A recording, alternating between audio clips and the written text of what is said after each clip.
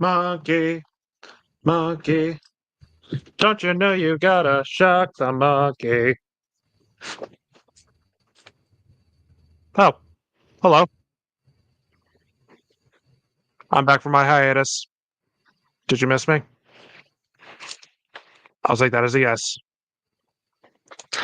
Anyway, hello and welcome to our live stream review of the newest movie by Ozgood Perkins, based off the Stephen King story by the same name, The Monkey.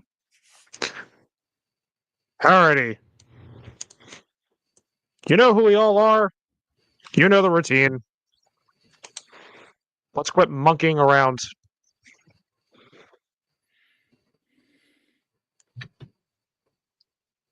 So, after being blown away by Long Legs after seeing it with my fellow cool kids last year, Osgood Perkins was a director I had put on my radar because he really impressed me with Long Legs, and I really liked his style. I liked his way of storytelling, and he definitely captured my attention. This was one of my more anticipated movies of the year. The Monkey just looked like an absolute blast and a bloody good time. It was what I was hoping for, and that was what I got. I wouldn't I wouldn't call it great or one of my favorite Stephen King adaptations, and I would say it is a little weak compared to Long Legs, but I still had a fun time with it. In terms of positives, this movie was fucking hilarious. I read people were complaining about the tones not meshing well, but I disagree. It's a movie about a cursed killer monkey toy.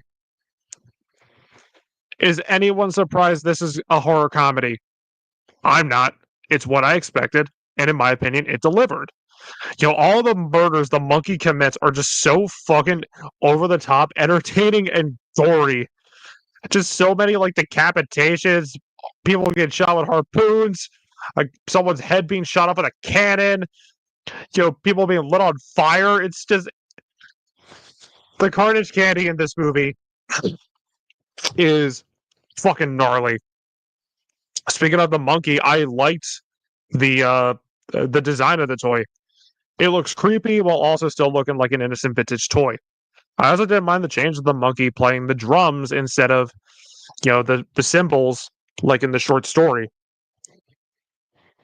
Because Disney's a bunch of greedy assholes and they trademarked a cymbal playing monkey toy.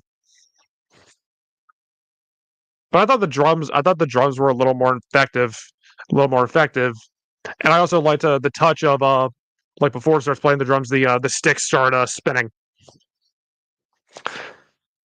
And the little jingle that it plays before it starts to go into killer mode was pretty catchy. Like it was a pretty good earworm. I also thought the acting for the most part was pretty solid. Theo James, who, not gonna lie, kind of looks like James Franco. He does a good job playing, both the twins, and he does a good job handling their different personalities and how they handle their childhood trauma. Tatiana Maslany, she's really funny in her short role as the twins' overworked single mother. Just she had some of the for her like short time in the movie, she probably had some of the funniest lines. And I also liked the short roles of Adam Scott in the beginning of the movie and Elijah Wood.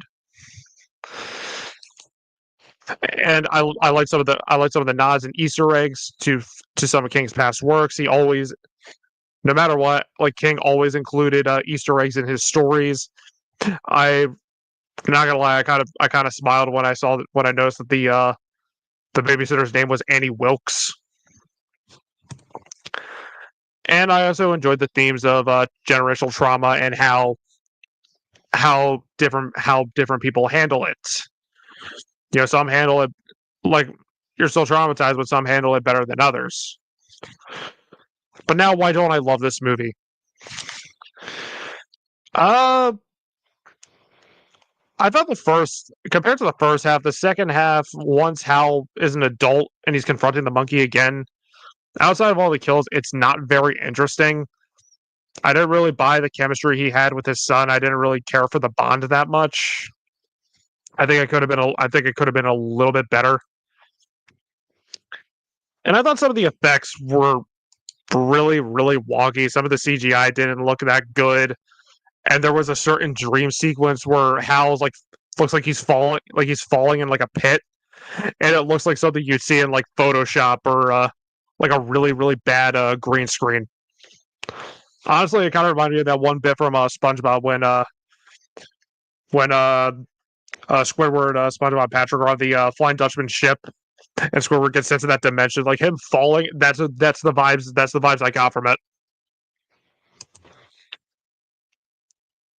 And I wasn't super crazy about Rowan Campbell as this weird Johnny Ramone Renfield minion to Bill. Maybe it's PTSD from Halloween Ends, but I don't know. His performance just really didn't really do anything for me. And I also felt the ending was like the third act was a little bit rushed, and the ending just felt kind of abrupt, like it just kind of stopped. I know the short story was like that too,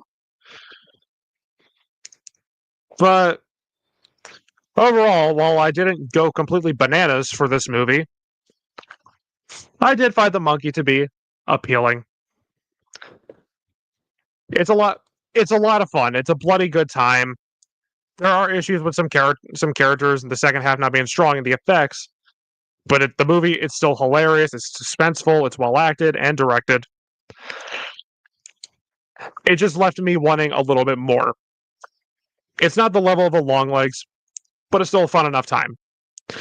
If you do want to watch the movie, I'd say check it out. Check it out on a matinee. And I'm looking forward to see what Ozgood Perkins does next because if you say after the credits is a trailer for his next movie, and I don't remember the title for it, but it looks really good. And that is why I'm giving this a 7 out of 10.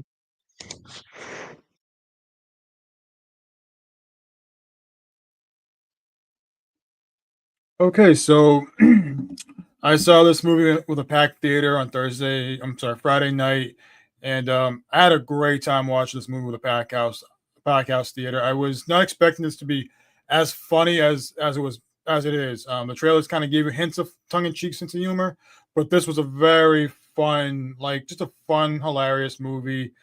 Some of the comedy bits, the just all landed pretty well. That's really what made me really enjoy this movie a lot.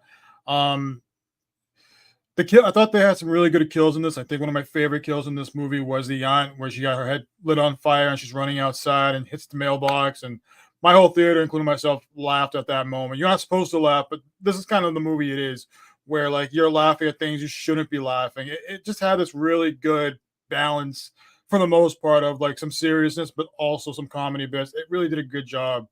Oz Perkins did a really good job like balancing the horror, the seriousness between the father and son and both brothers and that whole thing with some of the comedy bits throughout the whole movie, and it really worked very well. And that's one of the things I liked about this movie.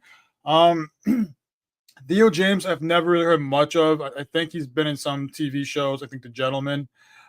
That's the first time I've really seen him in anything that I could think of. At first, I thought he was Tom Ellis from Lucifer because he kind of looked like him just a bit when he played, I think, Hal for a little bit. But like, I thought he was pretty good as Hal. Bill, I thought he was very much over the top with the twin brother. This is the year for twin brothers and doubles of the same actor playing two different brothers or sisters, whatever. So this is the first of many, in my opinion. He was okay. I thought Tatiana Maslany, who played their mother Lois, was really good. I really liked her a lot in this movie. There's some really good moments with her and the kids. And one of my favorite scenes is the funeral scene where she's talking to both her boys, and you're laughing because of how she's just delivering the dialogue about death to her kids. And you're not supposed to be laughing, but you're laughing just because how she delivers those lines. I really like that a lot. She just kind of brought this charismatic, fun thing with being the mom, and I thought that was really really good. It really um, it really worked for what they were trying to do for this movie. The other thing I liked is that this is very much a Oz Perkins styled film. Like, I mean, this is, James Wan's a producer. This is very much an Oz Perkins film, and that's one of the other things I liked about this movie was just it's very stylized with his tone. Um, I thought the kid who played young Holland Bill, which I didn't know he played both twins. I thought he was very good as well. I think his name is Kristen Convery, if I'm pronouncing that correctly. He was surprisingly really good as playing both brothers. Even though I don't know the reason why Bill always picked on Hal as a kid, they never really gone into it as to why he was so heavily picking on him. Um, like some of what Devin said, I think Act Three or like the second half of this movie is when you start slowly seeing things start falling apart, and it felt like it was rushing just to end this movie. I don't know much of the short story. I know that most of this movie is Perkins really putting stuff in to make this a movie and added stuff that wasn't in the short story and things like that.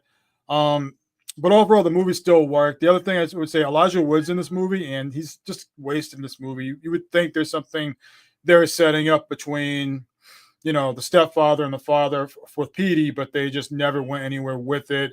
They never really went back to it at all. So that was a bit disappointing because Elijah Woods was, for the small scene he had, he was pretty fun, and I thought he was great. I just want to see more of what this character's about and what he's going to do because it's this whole like cinema or some shit he's doing for his book. I don't know, like public speaking, whatever it is, but like TED Talks, some shit. But it was a small scene. I thought it was pretty good. I just wanted more from Elijah Wood. Um, yeah, I mean, this, like I said, this movie is really fun, and I would say if you're looking for a fun horror movie that's has a bit of Final Destination in it, but more comedy. This is definitely a movie I would say check out in theaters. It's definitely a good popcorn movie in theaters, and um, like Hard Eyes, they really do a good job fusion comedy and horror for their movies, and I really think this has been a really good start for horror movies like last year. So my score for this movie is an 8 out of 10. Oh, Devin, the next movie Oz is doing is called The Keeper. Yeah, that trailer looked really, really good. Okay, so the monkey. Oz Perkins might not be the monkey, but he sure as shit is the fucking goat. Less than a year after his previous film, Oz Perkins has graced us with another one of his amazing films, this time less like the crime horror drama of Long Legs and more horror comedy insanity that feels very fitting of Stephen King in the 80s, if you know what I mean. But with all that said and done, time to get into the another piece of Perkins' greatness. First off, the acting from everyone involved was spectacular. I thought Theo James proves that he is not just a pretty face, he is a damn fine actor who plays the dual role with ease, along with his younger counterpart, Christian Convery. James kind of reminds me of Ryan Gosling in a way where he had his like pretty boy phase, like he was just like the hot guy from Divergent, and now he's determined to actually give good performances and proves that he is actually a good actor. And this definitely proves it. I think he played both the sheepish Hal and the batshit insane Bill very well. Tatiana Maslany was great as their mother. She was probably my favorite character in the movie. I just loved how she was just brutal in her parenting approach, but you can still like tell she was trying her best to be a good parent to both of these boys. I like that a lot. This in combination with her performance in Grey House, I think she has definitely proven that she can be forgiven for She-Hulk. Colin O'Brien is good as Petey, and what I really liked about him is that he like actually feels and acts like a teenager. Like he like doesn't give a fuck, but like clearly like cares enough to like stuff going on, and he has this very dry attitude that I really liked a lot. So I appreciated that. I don't know if he's done stuff in the past or if this was like one of his first movies, but I hope to see him in more stuff because I think he was pretty good here. Then you have the supporting cast of Sarah Levy, Adam Scott, Rowan Campbell, Elijah Wood, and others, but they just don't have big enough roles. Although I will say Adam Scott in the opening was absolutely fucking great. I thought he was so funny. But yeah, as I kind of agree with Rome, Elijah Wood was a little bit wasted. And I also liked the priest. I don't know the actor's name, but I thought he was really funny as well. I think the music editing and pacing were all excellent, and I loved the surreal tone. You can tell that this like took place in like a far-fetched version of reality, mainly with the actions and dialogue of everyone involved, the overall look. It didn't, you could tell it was like grounded, but it was also like just like slightly far-fetched, and I really liked that. I love the like strange stilted photography, cinematography. I thought it is kind of giallo-esque, but like not like totally. So I appreciated that as well. It was a marvel to look at. Like I love like I just like I feel like half of these shots, even if it's like boring stuff at night, it still feels like very beautiful in a way. I also liked the Stephen King references, like Annie Wilkes, the babysitter being named Annie Wilkes, the axe in the door at the end of the movie, throwing something down a well, and the driving through, smoky town at the end. All clear references to King's work, and I enjoyed that. The effects were also really fucking good. Outside of maybe a couple CGI shots, all of it looked practical, and I fucking loved it, especially the scene where Hal's boss gets his vape down his throat. I was like, that was fucking brutal, but it looked fucking real, and you could tell it was like not CGI. That was really good. But as I've been saying throughout most of this review, I was laughing out loud throughout most of the movie. It was just so much fun to fucking watch. I absolutely like. I was laughing. I was enjoying it. Like I wasn't in a packed house, but there was quite a few people, and we were all like clearly enjoying ourselves. I think I enjoyed myself the most because people were like, okay, this is fucking weird, but I'm like, hey, I'm weird. I like weird. So this is it for me. I'm fucking enjoying the hell out of this. I think the story is for the most part pretty original. The idea of a toy monkey when he is wound up kills the people around it. All right. I think it was a lot of fun and very bloody.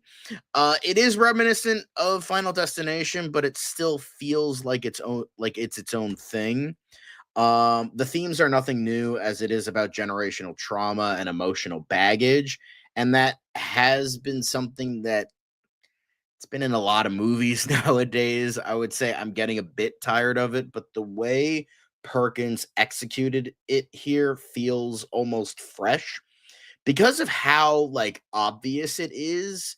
It feels like to me it feels like it's almost satirizing the now popular trope, essentially making fun of all the people that have the need to showcase their therapy sessions on screen. This came to a head at the end of the movie when the idea, like when Hal confronts Bill and he was like, yeah, dipshit, she was my mother too. I also lost a mother. And Bill like is like genuinely shocked by this. And when you think like everything will be okay, boom, he gets killed. I love that. So I do think there is another layer to this movie, and that made this seem like a more refreshing movie to me. Because I feel like there is like a level of like satirizing like King and his like insanity 80s movies. I feel like there is like a certain level of satire and like the idea of like the generational trauma now, which has become a trope. Like I feel like there's just this like how he's talking about like his emotional baggage of like trying to keep his family away and trying to like distance themselves because he's so like racked with guilt and all that stuff, and the idea of like killing his mother and all that technically.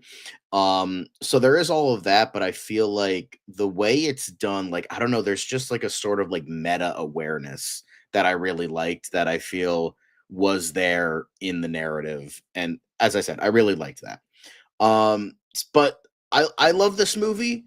This is definitely like king on drugs entertainment. This is like, ironically, we just like a week ago watched Maximum Overdrive, and that's always described as the, oh, well, Stephen King made that on drugs, so that's the king on drugs. No, fuck that shit. Maximum Overdrive is fucking boring as fuck. Fuck that movie. This is what I thought Maximum Overdrive would be. This is the shit that I wanted to see from that movie. Just absolute druggy ass entertainment, and I fucking absolutely loved it, but a little bit more than you would think. If I had anything bad to say about it, some ideas are a bit half-baked, like the backstory with Campbell's character and the relationship between Hal and his son. I expected a little bit more with that, but even then, those are like pretty much nitpicks. Outside of that, I thought this was excellent. 4 out of 5 movies from Ozgood Perkins have been like almost 10 out of 10s for me, and I cannot wait to see more of his movies. He has become one of my favorite filmmakers. I can't wait for The Keeper later this year, and for me, he is part of my modern horror director trifecta, along with Mike Flanagan and Robert Eggers. All 3 of them excellent. All have barely done any wrong or none wrong at all. So welcome to the club, Mr. Perkins. With that, I give this a 9.5 out of 10.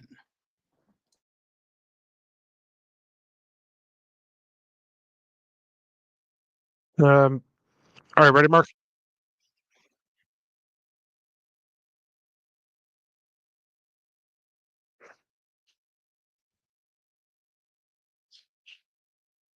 Yes. I said yes. Yes. Thank you. Hello. As Lois Shelburne, Tatiana Maslany said, one of my favorite lines in the film, everybody dies. Some of us die, some of us peacefully and in our sleep, and some of us horribly. And that's life. And after all, isn't it? I didn't know what to expect in this movie, but I certainly didn't expect a horror comedy. Not after his last film, Longlegs, was anything but. Not that I'm complaining, because I left with a big smile on my face, and at the end of the day, you can't ask for more than that. Christian Convery and Theo James both do double duty as twins Hal and Bill Shelburne. Both Convery and James do a very good job, first as kids and then as adults, respectively. Tatiana Maslany of Orphan Black fame, because we don't talk about that Marvel show, John, makes a hilarious appearance as their mother, Lois, spouting wisdom mixed with dark humor as one tragedy after another overtakes their lives. Elijah Wood shows up in a funny role as an insufferable know-it-all parenting guru. Even Adam Scott makes a brief but memorable appearance in the wild opening scene as the twins' progenitor, Captain P.D. Shelburne. The best part of the film wasn't so much the story or the horror, but the comedy. It's a surprisingly funny film, full of humorous lines, performances, and antics. Even the kills get a good laugh, being so hilariously over the top and bloody. It's not the deepest story or the most intriguing. Clearly, there are themes of emotional baggage and generational trauma, but I feel they aren't really developed or explored much in the brief runtime. It does lag just a bit in the middle, but overall, the film moves at a brisk 90-minute pace, and it's a lot more fun than not. So at the end of the day, my score is a solid, if not perfect, 7 out of 10. And that may be one of the shortest reviews you'll ever see me get. Well, I mean, it is a movie based off a short story. Yeah, so. Exactly. Yeah, that's true. Yeah.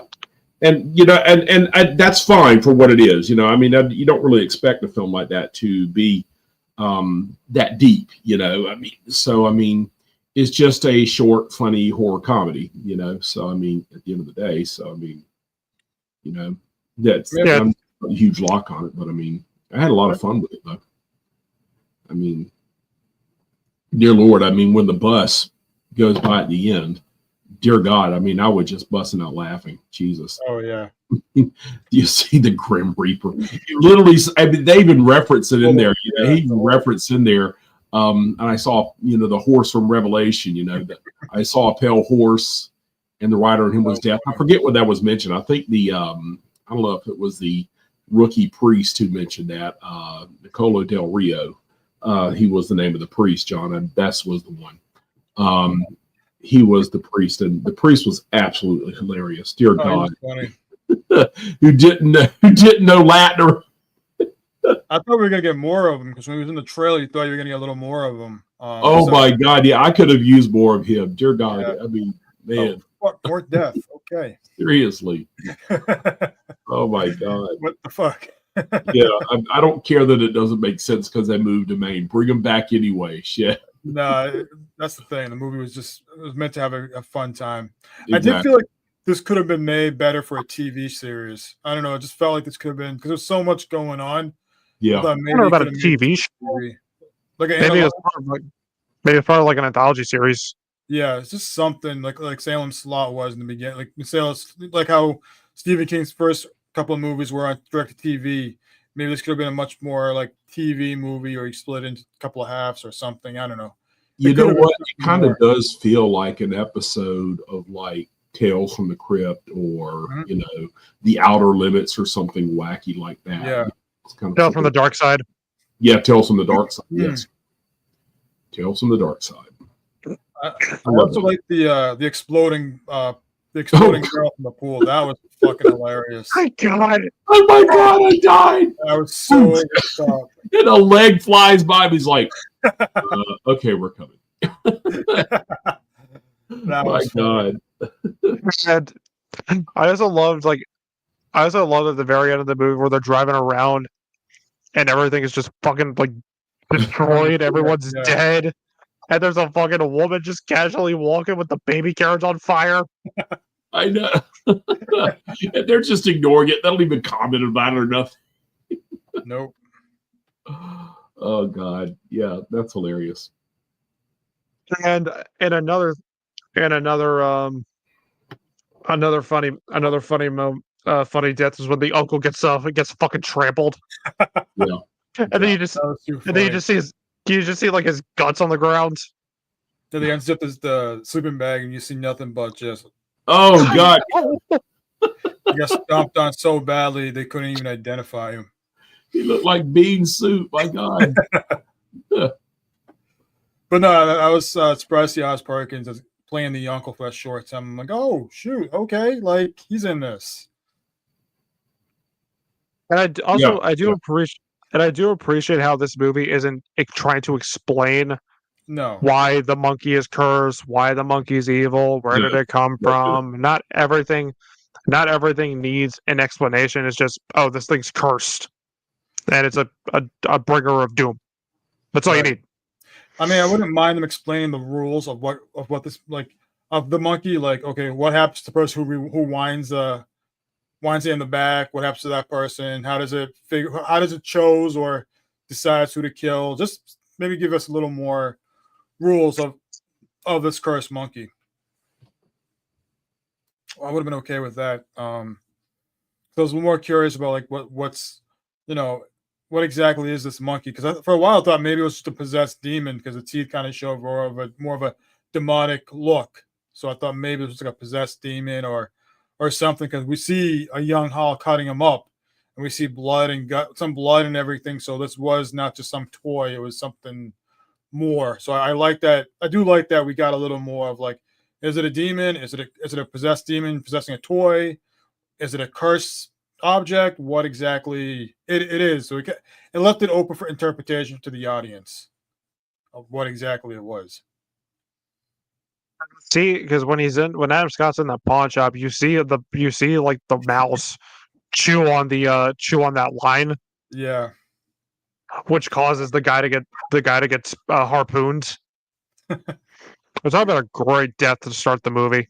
Oh, it set the tone what you were getting for this movie. Yeah, Adam Scott was pretty. He just nailed it with the lines where how his reaction was when the guy got stabbed and died. I was like, oh shit, and even his reaction was like, oh fuck, like. So. Yeah, I never read the short story. I know it's a part of Skeleton Crew. Yep. So I know some of the differences are like Hal has 2 kids instead of 1. Oh, that's new. And it ends with them dumping the monkey in like the deepest part of like a river or a lake. and it kills all the fish. But did it shock the monkey?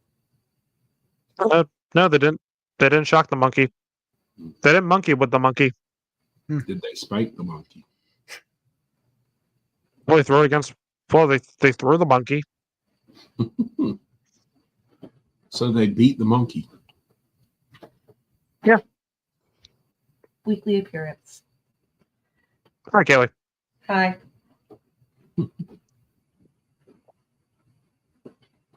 Yeah. So, And while I do, oh, sorry. yeah, I was saying this is definitely a good Stephen King adaptation. They tend to be either really good or really bad. So I mean, there's not much middle ground when it comes to Stephen King adaptations. They're either going to be good or bad. Would you say this is the funniest Stephen King adaptation movie we've had? Probably, yeah. Funniest? He could do humor. I mean, he could do humor. He's Yeah. The It novel was very funny. Oh yeah, at times. Yeah. Well, I mean, you have a clown as your villain, so like, duh. Exactly. Yeah. Dude, honestly, the parts with Pennywise weren't even like the funniest parts of the book. It was just interactions with the kids and them getting together again as adults. Mm-hmm. But I mean, he often puts a little humor in his works, So I mean, it's not that surprising, So, yeah, I think again, it feels like this is. I mean, this was done in like 1980. This was a very early work for him, which is ironic because he wrote it in November, and there's a place in the short story called Crystal Lake. I'm like, inspired much? But I think it. I think this does have more to offer than like surface level thrills. I think. And I'm not just talking about like, oh, it's about baggage and shit. I just think it's like there's more to it than people would think, I really like that. I think it's I think I put it among my top 10 favorite King adaptations. I really, really liked it. Yeah. But I do give credit to Perkins more because he added more to the story than what. He added more depth to it. I mean, you have to. Yeah. Because like it's a short story. There's only so much you can do. Right. Yeah. I thought Theo James and Christian Conroy were really good. Oh, we have lost Devin. All right then. I guess Rome's. I guess you're the new host. Oh, John. Yeah. But there he is. Welcome back, my metalhead brother. But I mean, yeah, I agree with you, John. I think Tatiana Maslany was. I was going to tell you, John. You missed my review where I said Tatiana Maslany of Orphan Black fame because we don't mention that MCU show. Yeah. No, yeah, that's that MCU show. Yeah. And Nico Del Rio was the name of the priest. Yeah, no, I saw that now. Yeah. He was really funny. He kind of reminded me of what's his name? The guy who played Argyle in Stranger Things season 5. Yeah. Something Franco something. He's really good. I like him. He kind of reminded me of him a little bit. But he was really fun. Like he had like a bit part, but he like made it memorable, Mm-hmm. Yeah. I really liked that. Yeah, he did. He was very funny. I loved the opening. Yeah, me too. It that really was such a great opening. Really grabs you right from the beginning. I mean, it just shows you exactly what it does. Whenever somebody dies, and it shows you that it can't be killed because he fries the thing, still comes back. I mean, shit. Because so remember, all you need out of it. Because remember, Mark, sometimes they come back. Exactly. I also like the part where like Bill, when we learned that Bill went back into the well trying to look for the monkey was gone. Somehow the monkey has returned. Yeah. So it gave you that question, is it really cursed or was it really possessed or was it just a demon itself disguised as a toy? So many different things it could have been. Yeah. Did Knockoff Ramon actually like dive into the fucking well just to grab it? No, he bought it at the yard sale. That's Yeah, that's you mean Ricky, right? Ricky Ramone. Ricky Ramone. Yep. Yeah, exactly. We don't What's talk. Sorry. Or I can imagine like the monkeys down there, and if it is if it can move when no one's not around, is it like just biting onto the rocks to climb out like?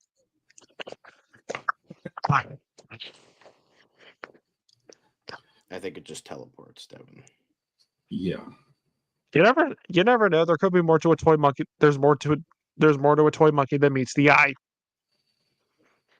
Mm-hmm. as we've seen in this movie. I did laugh at Ricky of how obsessive he was to get the monkey. Anytime he started saying For monkey, like give me no the monkey. reason. I want the I'm like, monkey. all right, I just started sure. laughing. Okay, like what's your attachment to it? That was like the thing. I'm like, here's the thing. I'm kind of split on that. Where they're like, I like it because of how over exaggerated and Yeah. surreal it is, like with the rest of the movie. But at the same time, I'm like, okay, I understand like the whole basis of the movie is like absent fathers and all that stuff. But like they could have done something like like my headcanon is like the monkey has like some sort of like possessive nature over it. Like you get obsessed with it, like and it has like a hold on you. That's the only thing I can like really think of as to why he got like so obsessive to get the monkey back. Like kind of like how Bill kind of became obsessed with it as well. Yeah. So that was the main thing I was thinking of. I like how they made them twins. I thought that worked because like it's heavily implied that like because like actual twins, not fraternal twins, but like identical twins, literally are clones of one another. Like that's like how that works. So they share the same DNA. They're a split egg. So like technically they can't kill one another because it's like to the monkey they're the same person. So that's why he needs Petey so badly so he can like kill him. So I thought that was kind of an innovative idea, like making them twins. I liked that too. I thought that worked, and I liked all the over the top deaths. Like I love how at the end of the short story it's like, oh, a bunch of fish die, but in this Oz Perkins is like, no, fuck that shit. Dies. Half a town dies. Fuck you. No. Yeah, I just remembered this. Rob was going to be on, but I guess he's having internet problems. Oh, it sucks. We still haven't. I will be back right after these messages. Yeah, we still haven't heard. We still haven't heard anything back from him yet. But is his review up for Letterboxd? I don't think he put one down. Or if he wants to like voice message or something, if he wants to like give us his thoughts on the movie. He gave it a 7 out of 10, like a 3.5, whatever. Yeah, he gave it a 7 out of 10. He thought it was a fun time. Well, that's good. That's good. Nice. That's nice. I also like going back to Uncle Chip. I like that scene with him and Hal when he's giving him that talk after his mother died. Yeah. After the funeral, which is pretty funny. It was a funny scene. I liked that, and I love how like Ozgood Perkins his cameos. Like I love how like kind of nonchalant he is, like about a director's cameo, with how like he's just like, I'll get fucking murdered. I'll get trampled. It's fine.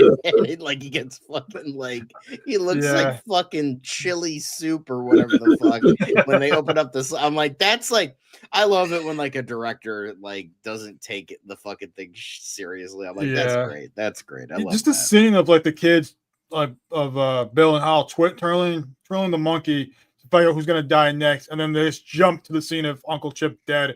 The theater where I was at started laughing because of just how the execution was. We just started busting out a laugh. Oh, Uncle Chip just died. Of course he dies, the asshole.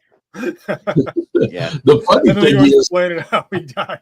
the funny thing is, Hal's such an asshole. I'm not Hal, but Bill. Sure, Bill's yeah. such an asshole. He just twists things. Oh, gee, I don't know who's gonna. Let's find out. He doesn't give a shit. He doesn't care that he died. I mean, it's like, Nah.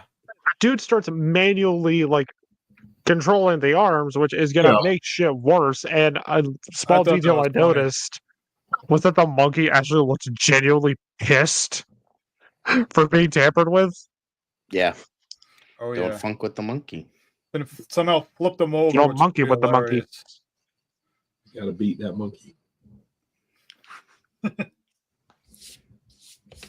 Bad monkey. Or like at the end of a Robot Chicken. Stupid monkey.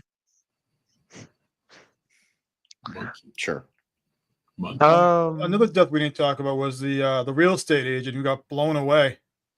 Yeah, that was pretty good. That caused my theater to fucking roar in laughter. That was the big one. Like, what was so funny? It was like, I don't know if that was the one, but then there was another moment where somebody died where we talked about the pool I forget scene what it when was. we It might have walked been the gun death. It might have been something else. But there was Was this it the pool guy scene? that let out this laugh where he's like, like a funny laugh. And then somebody else started laughing because of his laugh, not That's what funny. was in the movie. And then another person started laughing. And then I started laughing. And we all started laughing because this guy it might have been Chip's death. I forget what it was exactly, but we were all like, it was like a game of telephone. We were all laughing, not because of what happened in the movie, although it was very funny, but Yeah. because this guy laughed so weird. That was great. I thought that That was was funny. something I wanted to share. And the part where he takes her finger out of his mouth, he was like, you see my theater just started laughing about that. Oh too. yeah, It I was started weird. definitely laughing hard. Because for how he did it, we started laughing oh, he has something in her, something of her in him. Which I'm is pretty funny. surprised. I'm genuinely surprised how packed my theater was. Oh, me too. But I remembered when we saw Long Legs, our theater was when we saw Long Legs last year, it was pretty packed. I think it's safe to say that both Perkins and Eggers are starting to get more mainstream attention. Because I mean Nosferatu, because here's the thing, fucking The Northman bombed, nobody fucking saw that movie, and yet Nosferatu was like, oh my god, this huge thing. Maybe because it's a more recognizable name, maybe it was just marketed better. I don't know, but Just same with the monkey. I would say that's more of it's just vampires. It's Dracula, vampires. I guess Dracula, vampires, all that shit. Mainstream. Yeah, Which is on Peacock streaming finally. Yeah, awesome. If you haven't seen it yet, check that movie out. Definitely. But Long Legs got a lot of attention. That got a lot of marketing, and then this got a. I mean, it had it was Stephen King. A lot of people like Stephen King. A lot of people like James Wan. Right. So they're like, okay, let's really push that. And I really liked that. And I like how they're getting more attention because they deserve it. Yeah. Although Mike Flanagan has his own Stephen King adaptation later on this year with Life of Chuck. Definitely excited for that one. Life of Chuck. See, I forgot that James Wan was involved because you don't feel anything from him in this movie or anything that's James Wan. I don't know. Maybe I would say the kills, maybe, but I didn't really. I mean, remember Malignant? That was kind of weird insanity, Giallo-esque, kind of 80s. That was fucking awesome. Yeah, Malignant was great. I fucking love Malignant. But this kind of had that vibe. So I'm like, okay, you have three Kino horror people. You got Perkins, you got Wan, and you got King. All of that into one, and it feels like a drug trip, and I fucking loved it. I will also say, sure, we noticed all the Easter eggs to some of King's past stuff, but also you start to notice a lot of the tropes in his stories. Of course, of course. Where does the story take place in? Maine. When I heard they're like, oh, we moved to Maine, I was like, of course you fucking moved to Maine. And the foreshadowing too. There was one where where his son's talking about doing skydiving, and he mentions that there's a wedding you can get married while skydiving. And then later in the movie, you see the plane crash, and the bride and the groom are both dead. And they're both dead. And That you was see funny. the chick in the wedding dress. That was really funny. I thought that was funny. Poetry, it rhymes. And another one is the this is a trope I noticed like a lot of people don't really talk about with Stephen King, but the cheating spouse, because you have the uncle mentioned. By the way, we're swingers. Yeah, Sure has something that's not about- really cheat. Well, swingers aren't really cheating because you're both like Yeah, you're both consenting. yeah, exactly. It's consensual. Yeah. I mean, I would say like the closer thing with the cheating spouse is probably Theo James's ex-wife. I don't know if she cheated on him. We don't know much about it. We just know they didn't even give her a name. She's just Hal's ex-wife. Yeah, she has like one line in the whole movie. Yeah. I mean, I don't know. I mean, I think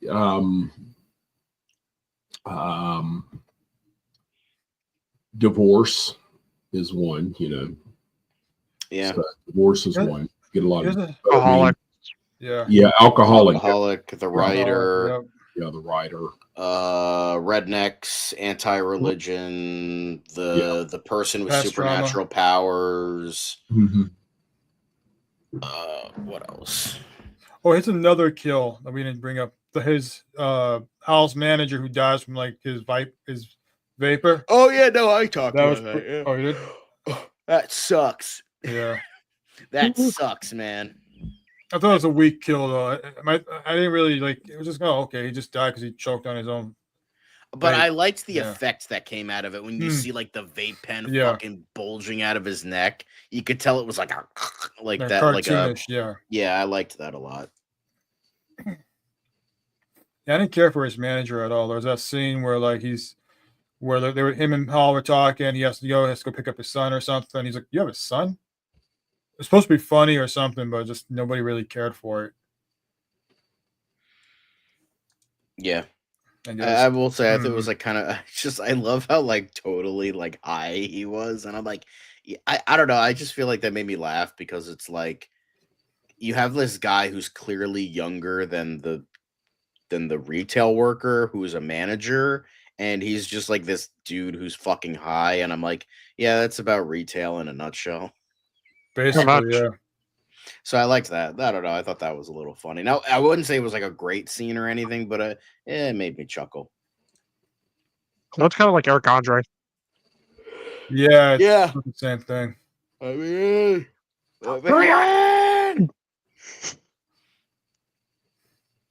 that might have been made for him, and he just said no to do it or something. Who knows?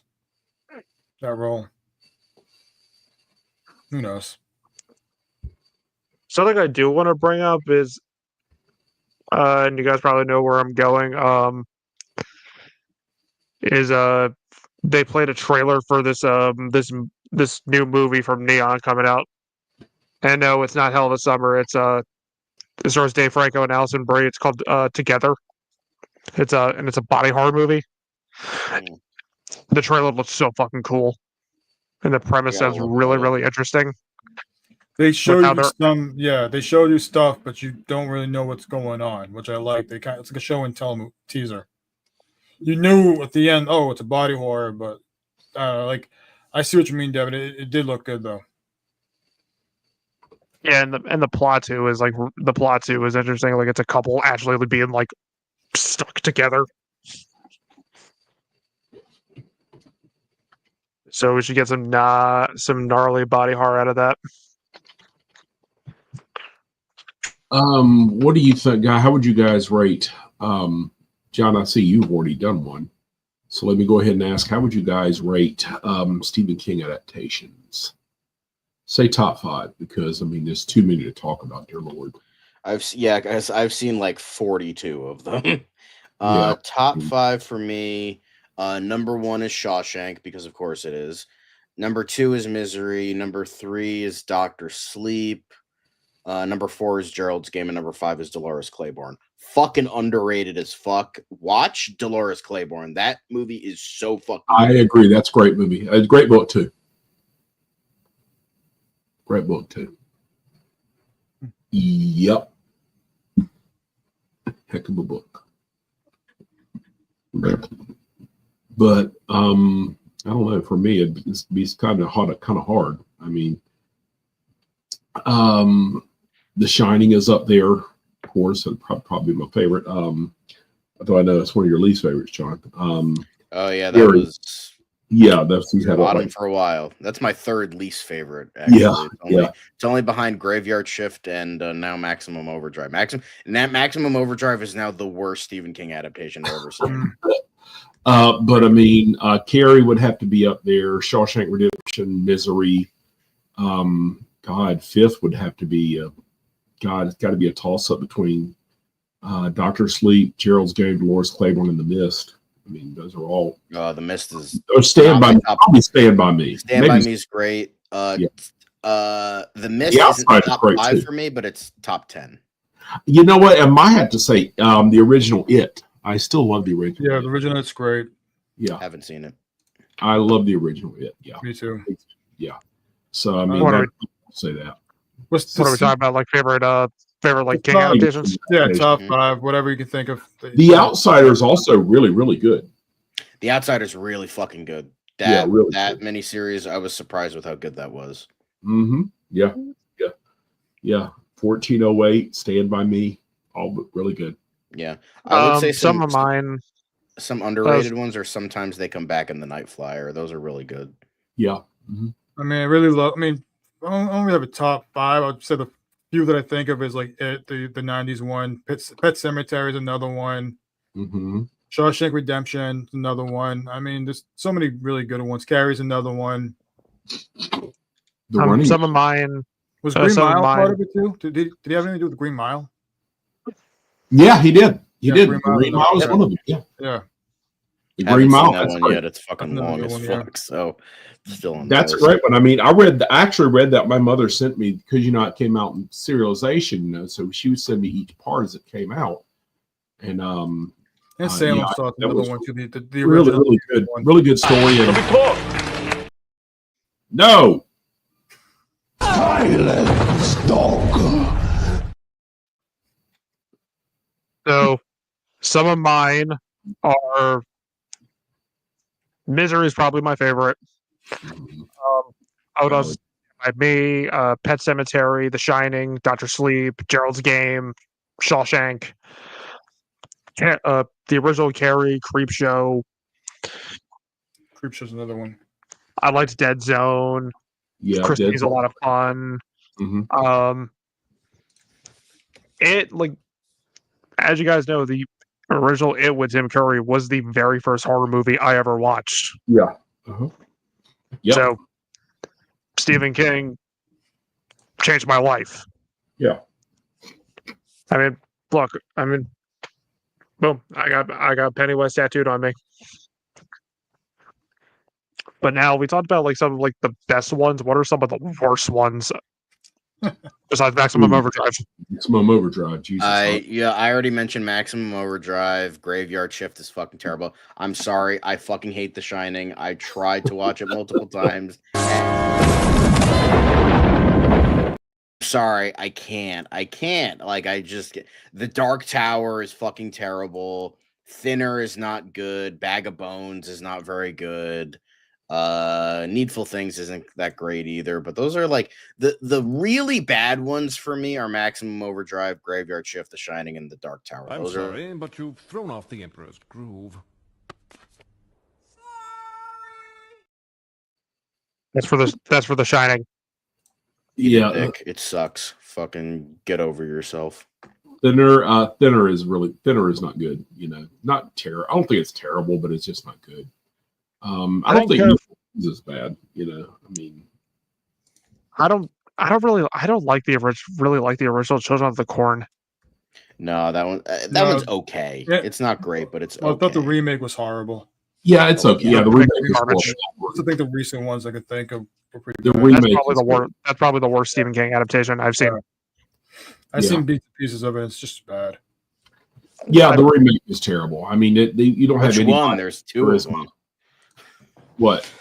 last one. Children of the Corn. There was one in 2009, which followed the story a little bit more, and then there was the newest one. The newest one. Then I haven't seen the one from 2009, but I mean, the original. You at least had. Oh God, what's his name is the prophet, little kid with dark hair. God. Yeah, he was like 25 at the time. Yeah, he was like playing a 10-year-old. I am the one who speaks for he who walks between the rows. Yeah, he was great. Malachi, he is a god of blood and sacrifice. Yeah, Malachi, who was the guy who tries to take. He was in Back to the Future. He was at the very end when he's like, "Get out of here, McFly," and then like he has to be like, "Excuse me, you're dancing with my date," and like that. That guy. Yeah, it was Malachi. He almost got rid of. He almost made Michael J. Fox disappear. Fuck that guy. I didn't like I didn't like Langoliers outside of Balky. You're not missing much. My wide angle lens is about to burst. And I loved the mystery writer and how like over the top Shatner he was. Yeah, Dean Stockwell. I love Dean Stockwell. I'm a big Quantum Leap fan, so seeing him in that, it's like, bro, what are you doing? Like, you're a good actor. You know what? I never saw the original. I know Rob did, and he said it wasn't very good. But the remake of Firestarter was just not very The original Firestarter. The original Firestarter is not very good either. Yeah, I've heard that, and that's why I've never bothered to check it out. Even though I love Drew Barrymore, so I mean, Cujo's okay. It was okay. You know what's surprisingly another really good one? Stephen King miniseries. 11/22/63. That was really good. I know James Franco's really a piece good. of shit. That's really good too. That was very well done. I also love the remake of Carrie. I prefer it to the original. But I same with Pet Sematary. I like the remake more than the original. The original Salem's Lot's obviously really great. I didn't hate Secret Window. A lot of people hate Secret Window. I really liked it. I thought Johnny Depp was really good in that movie. I just didn't care for it, honestly. I did not, because I've read the book and I've read the short story that was based on, and I saw the movie. It just. What about 1408?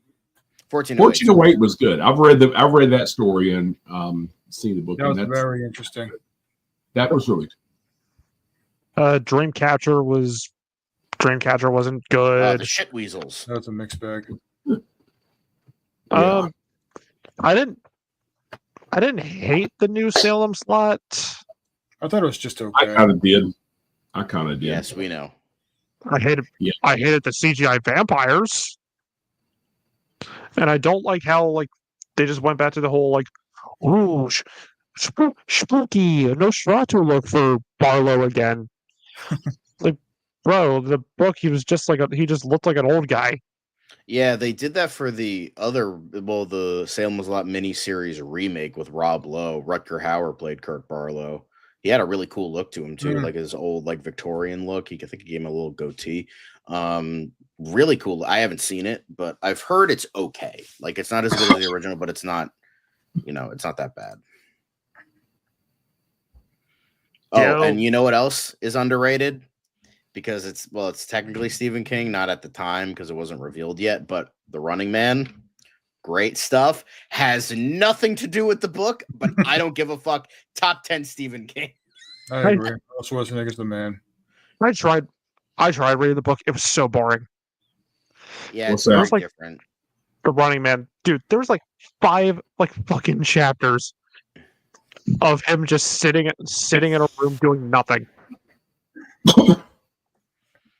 Because in like middle school, high school, we had to do like reading logs. Like we just book, and I chose Running Man, like reading log. I read pages, whatever to whatever. Richard's sitting in a room doing nothing. Next page. Richard's sitting in a room doing nothing. I have faith in Edgar Wright. He'll make it interesting. He will. I mean, the movie is great. I know we're getting like I other like the Bachman Arnold adaptations. Schwarzenegger one. Yeah. I know we're I getting mean, other I'm sure. Bachman. Mhm. I know we're getting other like Richard Bachman adaptations. Like I know we're getting The Long Walk. Yeah, Francis I know we're Lawrence is getting. directing that one. I think we're getting Roadwork. I think so. I think yeah. Question is, who's gonna have the balls to adapt Rage? Stephen King will never let that happen. He literally let that book go out of print because of what it's about. So I would be willing to bet if somebody even tried to do, like, I would like to see someone do it, but Stephen King again would never ever let it happen. He would be like, I will fucking actually murder you if you try to adapt Rage, because of how much he has since like backpedaled on it. I own it. I have yet to read it. I know you said it wasn't very good, but I'm just very curious about it. So No, it's just. I'm gonna sound like a sadistic fuck right now, but I'm sorry. That book is so fucking funny. It is so funny. Like the whole chapter about him looking at the squirrel, admiring his nuts. He's like He's like You do interrogating admire this. nuts. He was like interrogating a teacher. He's like, "So, have you ever eaten your wife out? Has she cheated on you? Have you had oral genital practices with your wife?" Like, What? what the fuck is this? And the We are last, promoting like, a book that Stephen King does not want people to know about.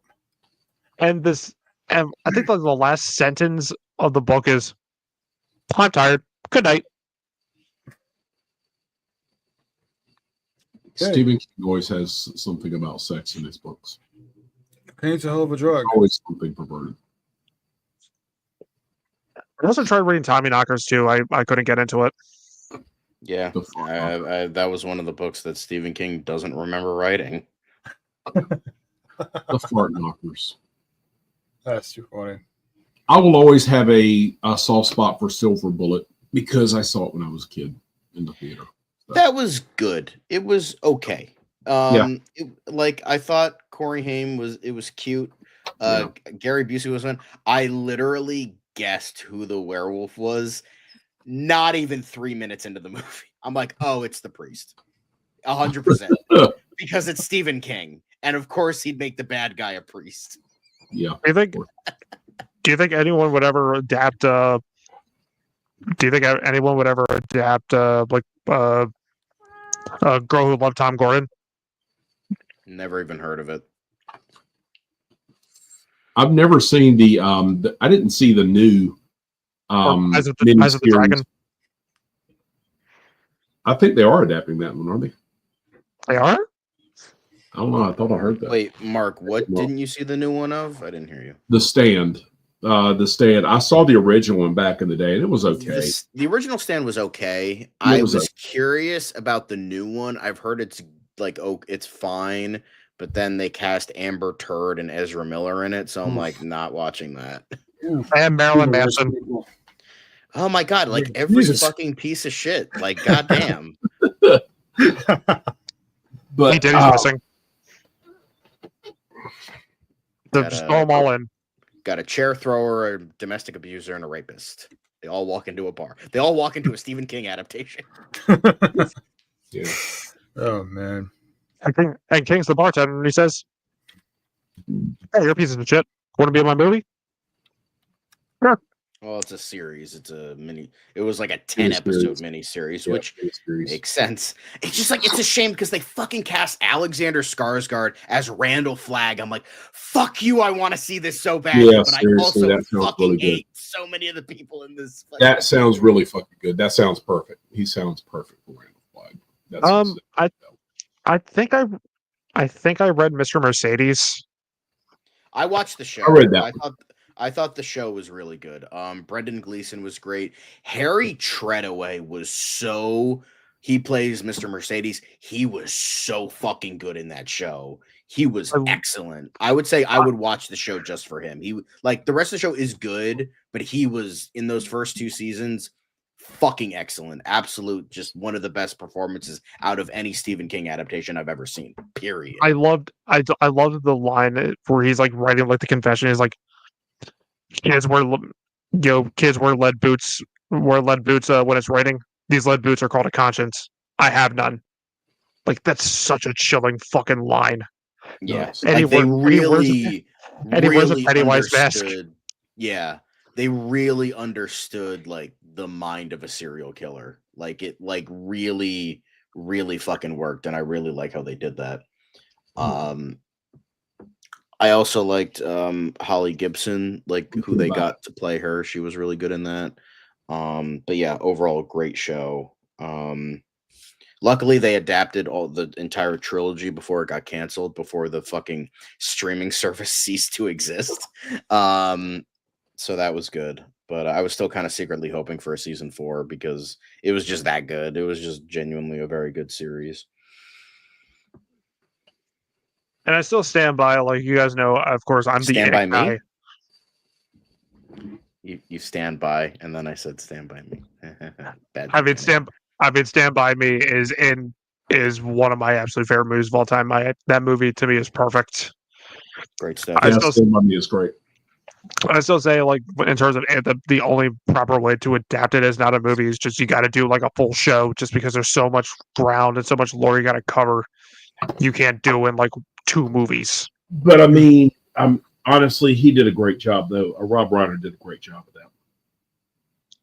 Definitely one of his better. All right, so we're over an hour in. Obviously, there's so much King we can talk about because the dude's, He's the king. Stand on everything. he's the king. He's the king of horror. So, overall, final thoughts on the Monkey? A lot of fun. Monkey. What a good time. Give it check it out. Great Yeah, stuff. show me Amazing. I love Very fun Ozgood movie. Perkins. I love you. Keep making movies. Just Great. don't make stuff like Gretel and Hansel. Just keep doing the rest of your filmography. I'm disappointed this was not Definitely a Kung Fu Definitely a Panda. must-watch movie if you're looking for a good movie to watch in theaters. Yeah. So that was our review of the Monkey. Stay tuned next time. Get your Oscar Mayer wieners ready, because next week it is time for the Oscar streams, the predictions, as well as our live reaction to the winners. So, and of course, those will each be hosted by our residential Oscar Mayers, Mark and Rob. So, All right. with that being said, thank you all for watching. Subscribe to the channel, support your local theaters by watching this, and not Captain America: Brave New World. And always remember, I really wish Rob was here to make this joke, but he's not. Who wants to say the line? Monkey. Monkey. Monkey.